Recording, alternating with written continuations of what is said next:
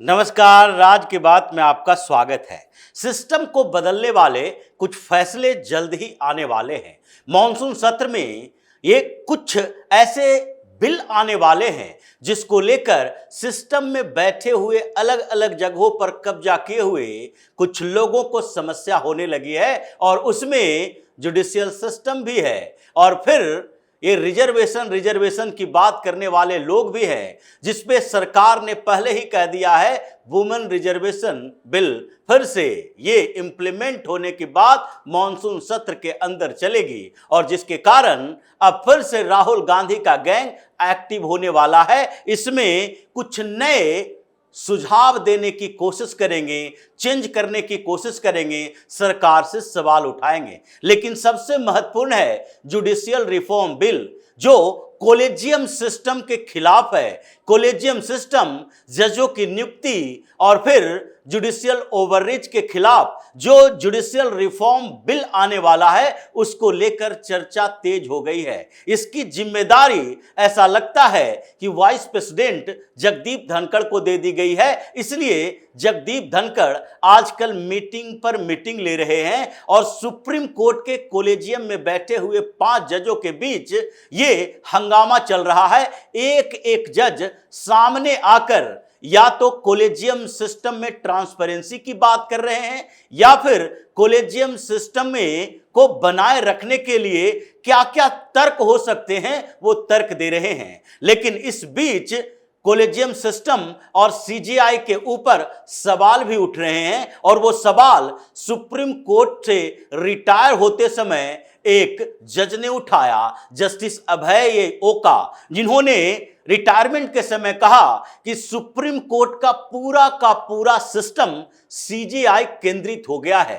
CJI centric system है और ये इसलिए है क्योंकि सीजेआई कॉलेजियम बनाते हैं और कॉलेजियम के पास इतने पावर हैं कि किसी और दूसरे जजों की कोई औकात नहीं रह जाती। उनके पास जो मामले भेजे जाते हैं उसी के ऊपर सुनवाई कर सकते हो। जैसे बेंच बनाए जाते हैं ये कॉलेजियम में बैठे जजों के माध्यम से, वही उस बेंच में सुनवाई करने वाले जज होते हैं और उसी तरीके से ये जो बेंच बनते हैं, चाहे 1 जज का बेंच हो, 3 जज का बेंच हो, 5 जज का हो, 7 जज का हो, उसमें भी ये कॉलेजियम में बैठे जज ये निर्धारित कर लेते हैं कि हमें फैसला किस दिशा में चाहिए। जस्टिस अभय ओका, उन्होंने रिटायरमेंट के समय कुछ ऐसी बातें की जो सीजेआई के लिए सही नहीं कहा जा सकता। अभी सीजेआई बीआर गवई हैं, इससे पहले सीजेआई संजीव खन्ना थे और उन्होंने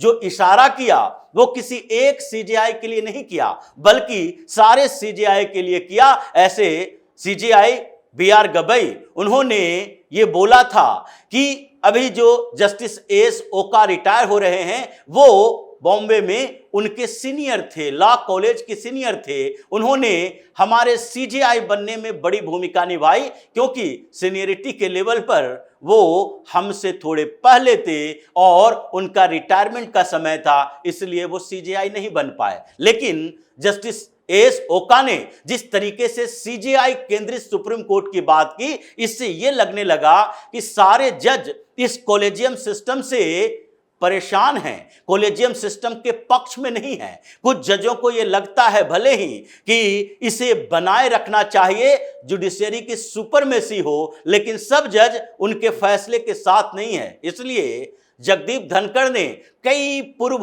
सीजेआई से भी मुलाकात की और फिर बार एसोसिएशन के वकीलों से भी मुलाकात की। बार एसोसिएशन से मुलाकात करने के पीछे यही वजह थी कि हाई कोर्ट के बार एसोसिएशन में बैठे हुए वकील वो भी इस सिस्टम से परेशान हैं क्योंकि हाई कोर्ट में जजों की नियुक्ति भी सुप्रीम कोर्ट के कॉलेजियम के रिकमेंडेशन पर ही होता है। पहले हाई कोर्ट के कॉलेजियम में बैठे जज ये निर्धारित करते हैं कि किन वकीलों को जज बनाया जा सकता है, और फिर वो रिकमेंड करते हैं सुप्रीम कोर्ट के कॉलेजियम को, और फिर सुप्रीम कोर्ट के कॉलेजियम से ये रिकमेंडेशन सरकार के पास जाता है और फिर जज की नियुक्ति होती है। मतलब सरकार के पास कॉलेजियम के अनुशंसा में से किसी 2-4 लोगों के नाम को छांटने का ही अधिकार है, पूरी तरह से रिजेक्ट नहीं कर सकती।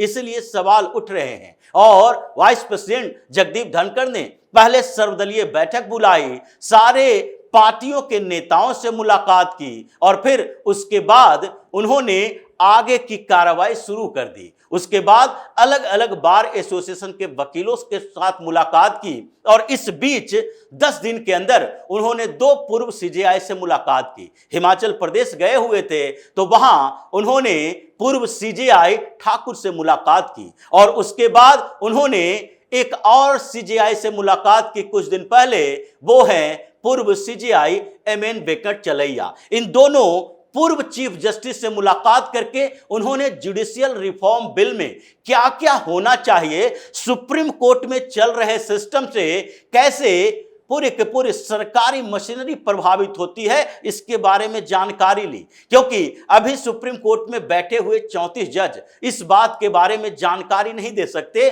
उनसे मीटिंग नहीं हो सकती। लेकिन पहले जो सीजेआई रह चुके हैं, कॉलेजियम के आने के बाद जो सीजेआई रहे हैं, जो सुप्रीम कोर्ट के फैसले को देखते रहे हैं, वो अब बता सकते हैं कि हमारे समय में क्या क्या समस्याएं हुई। जब वो सीजेआई नहीं बने, उससे पहले जब जज थे, तो उस समय क्या परेशानी हुई और कैसे कॉलेजियम सेंट्रिक सुप्रीम कोर्ट और हाई कोर्ट पूरे प्रोसेस को अपने अनुसार चलाती है। इसलिए जगदीप धनखड़ ने उन लोगों से भी मुलाकात की और इस बीच जब इन मुलाकात की चर्चा हुई तो सुप्रीम कोर्ट में परेशानी बढ़ी।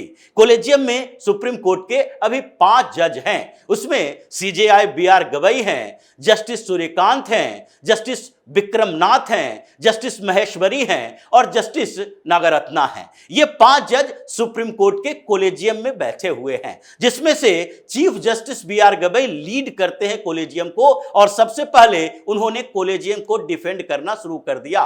वो अभी समर वेकेशन बेंच के पहले सप्ताह में ही वो अपना बेंच रखे थे, उसके बाद वो छुट्टी पर हैं। 49 दिन तक सुप्रीम कोर्ट में जो वेकेशनल बेंच बना हुआ है, हालांकि सुप्रीम कोर्ट में 80,000 से ज्यादा मामले पेंडिंग पड़े हुए हैं, लेकिन फिर भी गर्मी की छुट्टी 49 दिन की होती है। सैटरडे संडे को उसमें इंक्लूड किया जाता है 30 दिन की छुट्टी, और उसके बीच की छुट्टियों को जोड़कर 49 दिन तक सुप्रीम कोर्ट में 21 बेंच बनाए गए जो वैकेशन बेंच रहे और उसमें 2 जजों को 3 जजों को शामिल किया गया कि 1 सप्ताह तक ये बेंच रहेंगे और वो जज फिर छुट्टी पर चले जाएंगे। अगले 15, 20 दिन, 25 दिन के बाद उनका नंबर आएगा। और यही छुट्टी पर चल रहे सीजेआई बीआर गवई लंदन में थे और उन्होंने वहां पर सुप्रीम कोर्ट ऑफ लंदन के वकीलों, जजों के साथ बैठक की, बातचीत की, गोलमेज सम्मेलन था और वहां पर उन्होंने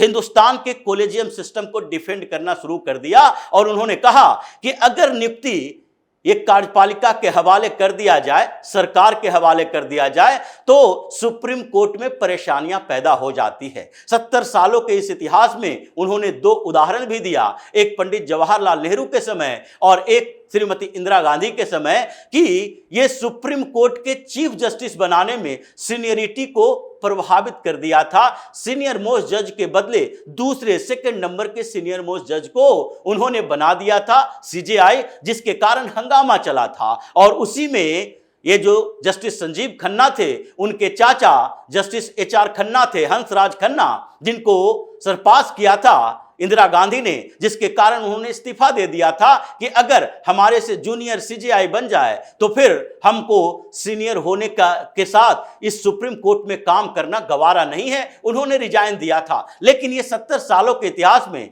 आप 2 फैसलों की बात कर रहे हो, वो पुराने फैसले हैं। सरकार उस समय किसी और की थी, कांग्रेस की सरकारों में ऐसे कई फैसले लिए गए जिसने सिस्टम को बर्बाद कर दिया था। लेकिन वही राग अलापते हुए आज कोलेजियम सिस्टम को डिफेंड नहीं कर सकते, लेकिन फिर भी जस्टिस बी.आर. गवई ने कहा कि जब कार्यपालिका का था तो ऐसी स्थितियां पैदा हुई थी, इसलिए सुप्रीम कोर्ट को जजों की नियुक्ति खुद जजों के माध्यम से करवानी पड़ी। लेकिन फिर भी ये ट्रांसपेरेंसी की बात वो किए, उन्होंने करप्शन की बात से इनकार नहीं किया कि जुडिशियरी में भी करप्शन है, लेकिन फिर भी कोलेजियम को बनाए रखने की पैरवी वो करते रहे। लेकिन दूसरे तरफ जस्टिस सूर्यकांत जो खुद ही कोलेजियम का हिस्सा हैं, अभी उन्होंने बोला कि नहीं, सुप्रीम कोर्ट के कोलेजियम में भी ट्रांसपेरेंसी होनी चाहिए, क्योंकि जस्टिस अभय एस ओका ने जो सवाल उठाए थे कि सुप्रीम कोर्ट पूरी तरह सीजेआई सेंट्रिक हो गया है, उसी का जवाब एक तरह से दे रहे थे कि कोलेजियम में ट्रांसपेरेंसी होनी चाहिए। कोलेजियम में बैठे 5 जज सारे जजों के रोस्टर नहीं तैयार कर सकते, एडमिनिस्ट्रेटिव वर्क उनके पास कम होना चाहिए, और फिर ये ट्रांसपेरेंसी जो होगी उसके कारण सुप्रीम कोर्ट के दूसरे जज ऐसी बातें नहीं बोल सकते। लेकिन फिर भी जुडिशियल रिफॉर्म बिल की चर्चा तो चल रही है कि कोलेजियम सिस्टम और जुडिशियल ओवररीच, जिसकी बात जस्टिस सूर्यकांत ने भी कहा कि सरकार और न्यायपालिका ये दोनों के बीच एक पतली लाइन है और न्यायपालिका को सरकार के कामों में हस्तक्षेप नहीं करना चाहिए। ये क्यों कहा? क्योंकि पिछले कुछ समय से ऐसी स्थितियां आई है, इलेक्टोरल बॉन्ड पर सुप्रीम कोर्ट ने ही सरकार के कानून को रोक दिया, खारिज कर दिया।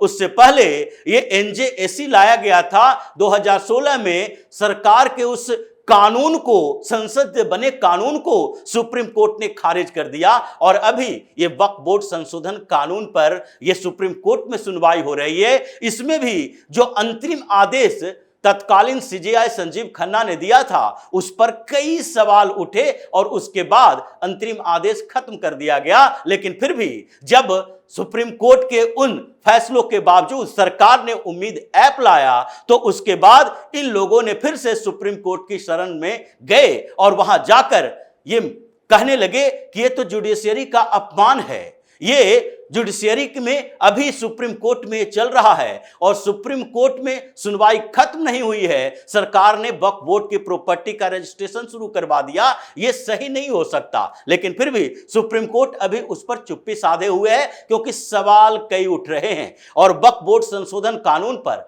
अगर सुप्रीम कोर्ट में कुछ ऐसा फैसला आया जो सरकार के प्रतिकूल है, तो आगे मॉनसून सत्र में जो तैयारी चल रही है, वाइस प्रेसिडेंट जगदीप धनखड़ जो तैयारी कर रहे हैं, पूर्व सीजेआई से मुलाकात करके, पूर्व जजों से मुलाकात करके, वकीलों से मुलाकात करके, वो बड़ी समस्या क्रिएट करेगी। और वो इसीलिए कर रहे हैं कि judicial accountability bill, judicial reform bill ये लाया जाए सुप्रीम कोर्ट के खिलाफ, और उसके बाद ये सारी कवायद जो अभी चल रही है उस पर पूर्ण विराम लगा दिया जाएगा। इसलिए अभी सुप्रीम कोर्ट के अंदर इस बात की चर्चा तेज है। सारे सेमिनार में सुप्रीम कोर्ट के जज इस बात को उठा रहे हैं कि कोलेजियम सिस्टम तो बने रहना चाहिए, इससे जुडिशियरी स्वतंत्र और निष्पक्ष रहेगी, सरकार इसमें हस्तक्षेप नहीं कर सकती है। लेकिन हस्तक्षेप कैसे होगा ये तो आगे संसद में आने वाले बिल बताएगा। पहले भी एनजेएसी बिल आया था और फिर से उसे लाने की पूरी संभावना है। तो इसी तरह की खबरों के साथ फिर से हाजिर होंगे, तब तक के लिए बने रहिए हमारे साथ और देते रहिए हमें सहयोग, ताकि इसी तरह की खबर हम आपके लाते रहें। धन्यवाद।